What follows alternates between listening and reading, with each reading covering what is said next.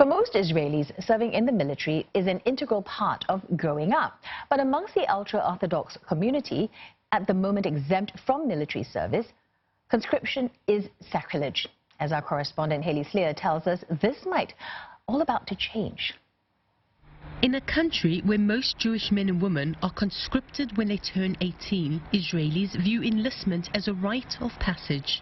But not everyone has to or wants to serve.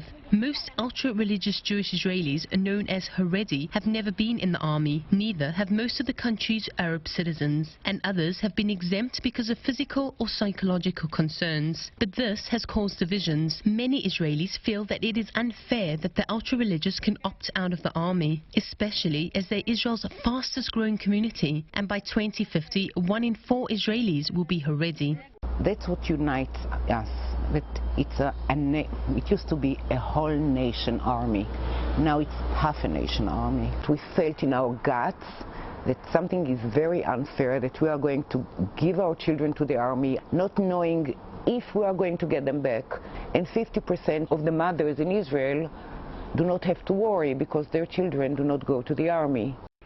But the Haredi community disagrees with that view, and the result has been violent confrontations with police. They worry they'll be forced to give up their religious identity and way of life because of the secular nature of the Israel Defense Forces. לומדי התורה הם הבסיס, הם עמוד השדרה שעליו העם היהודי עומד. האינטלקט היהודי משתמר אך ורק על ידי לומדי התורה. אני חושב שהחובה שלי היא קודם כל כלפי שימור האינטלקט היהודי והמוח היהודי שאנחנו עוסקים בו באופן סיזיפי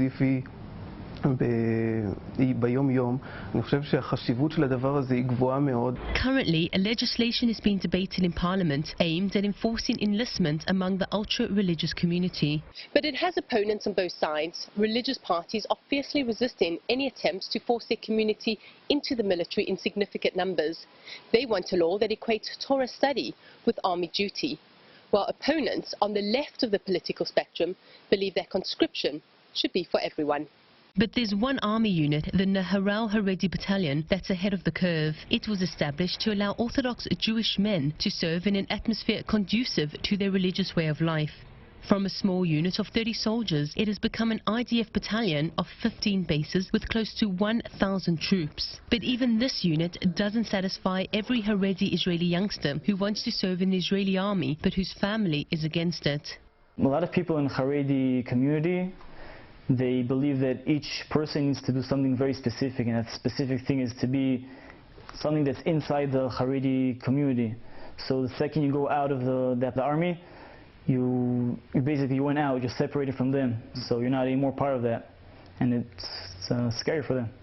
We're sitting right now and talking, it's fun, it's cool, and some guys just now fighting, like killing themselves, for we can sit here and talk, and I want to be part of it.